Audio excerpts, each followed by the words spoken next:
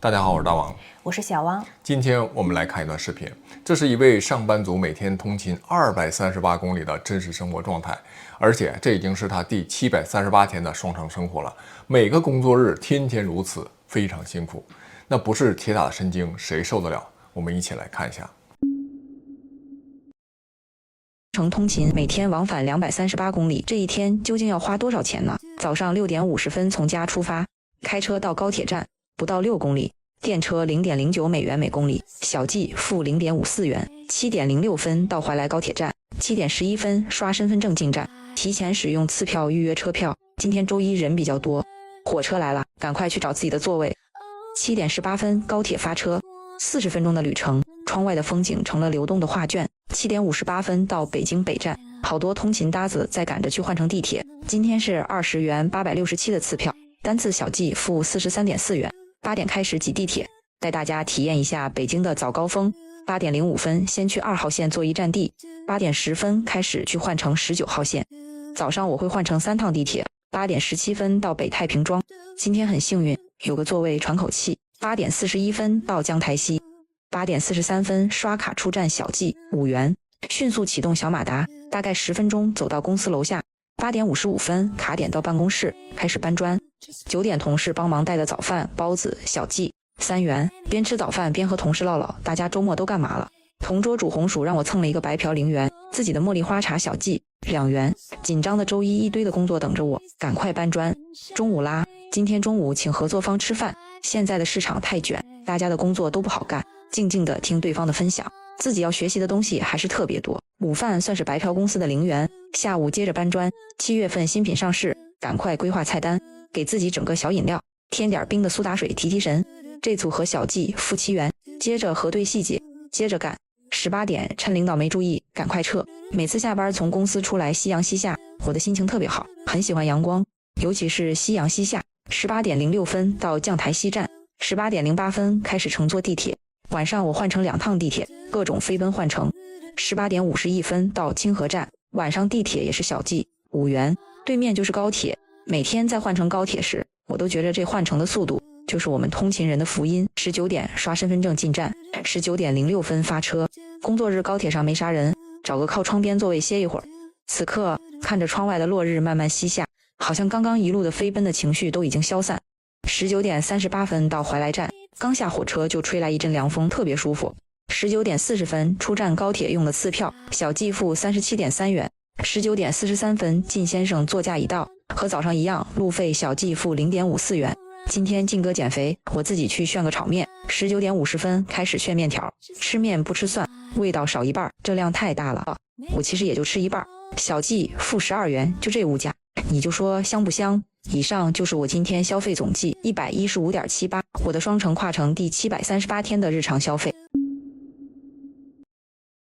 视频中这位女士啊，其实她只是一位非常普通的工作女性，但同时她又是一个非常典型的代表。就她已经卷到不知道自己在卷了，你看丝毫看不出她流露出那种疲惫和心酸或者心累。相反呢，她还是非常乐观的面对生活。这就是很多中国人的态度，就是已经其实真的挺奔波劳累了，但是你看这位女士在夕阳西下从公司出来的时候，她就会觉得心情特别好，而不是因为累了一天心情很糟糕。她的通勤呢，当然也不完全是没有任何的好处哈。我觉得最大的好处就是她每天都有那么2个小时左右可以自己静静的独处，尤其是在高铁上，窗外的景色也大概率能疗愈她一天疲惫的心灵哈。还有一个细节啊，就是视频最后他算账的时候，他就只提到了每天110多块钱的这个通勤费用，却对这个长期在往返中消耗的精力和时间只字未提，仿佛这些都不值得一提了。通过他的工作内容呢，大概也能看出来，其实他的收入呢应该不会特别高，我估计月薪可能是在2万以内。那如果再扣除五险一金啊，他包括自己缴纳的税费部分，平均到每个工作日，他到手的收入应该不超过900块钱。而每个工作日又要拿出115块钱用于交通费用。他选择在北京工作，而不是选择在他家附近的这个河北怀来工作，估计啊，就是北京工作毕竟是一个积累的过程，有可能在职业上取得突破，有更多的机会，薪酬就可能有翻倍的提升。其实呢，在经济上行期啊，很多人都经历过，就某一年因为突然的这个期权啊、股票啊或者跳槽，某一年的收入就可能会突然达到之前所有工作的收入的总和。但是目前大家知道经济下行，再看这位女士的工作性质，应该也不是那种技术性特别强、不可替代的那种岗位，她能有一份稳定的收入已经很不错了。也有很多人，我想肯定会问啊，你说他一个月花2000多块钱在交通上，还要花4个小时奔波在路上，那为啥不在北京租个房子呢？光是时间成本的这个节约就很划算呢。这个时间的成本，其实本质上来看，它就是一个人的生命啊。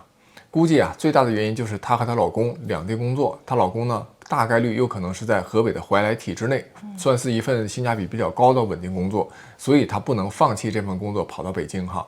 而且他的孩子大概率呢，可能也是因为没有户口的原因，也是在河北怀来，所以只能牺牲他一个人来回奔波呀。我想也应该也是这个原因，因为老公在河北，然后小孩的教育也在那边。但我觉得哈，即使如此，其实我对于这个女性，我建议她还是说可以考虑自己在北京租一个房子，因为这样的话只有她自己一个人嘛，她租一个一居室。其实我们上一期节目聊过，那个北京房价现在大跌，像南二环的核心位置哈，就天坛旁边的一居室的租金大概也只要4000人民币，现在估计啊肯定是3000多，绝对能找到。再不济呢，就是找一些那种合租的，她自己一个女性可以找一个那种主卧带独立洗手间的，也比较干净卫生，这种的话可能成本能够控制在2000每个月就可以找到。这样的话，她周一到周五呢就住在北京，也可以挑公司附近的，大大就节约了通勤的时间。然后周末2天啊再回家和这个丈夫和孩子团聚。这样的话，从长远来看，我觉得对她的这个身心的健康啊也会更加的有好处。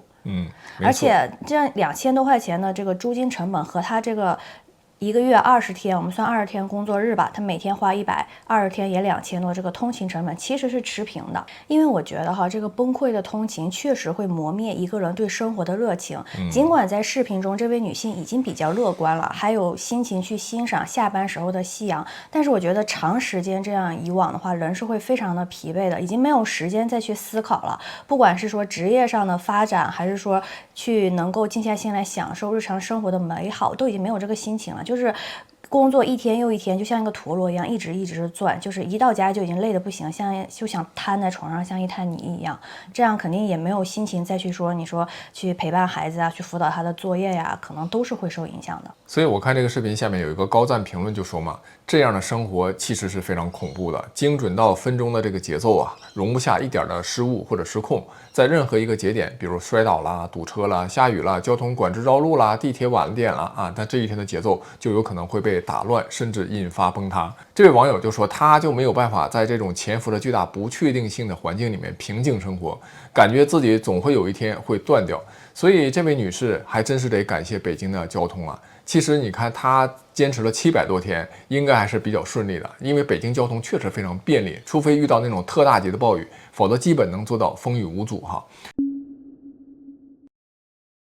虽然呢，他不是制造业的工人，但从他的身上其实可以看到，为什么中国就能成为世界的制造工厂？为什么中国的供应链会那么强大？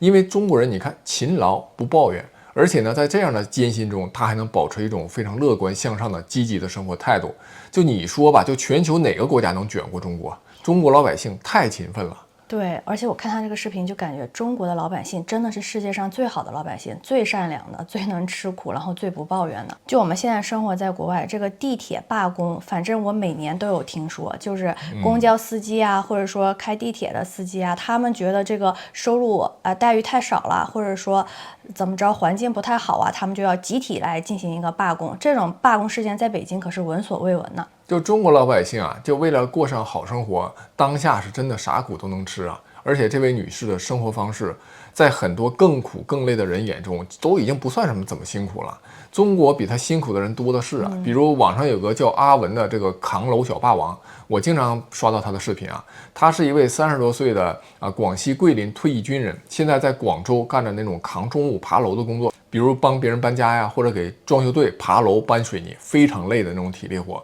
他在网上有很多记录他自己干活的这种视频，他的视频你光看标题就能体会到他有多辛苦。比如背一晚上的砖，比如连续21小时赚2000。当然他有些活的那个收入呢，好像看起来也不少，比如说5个小时赚了2500，或者10万大单连续干6天。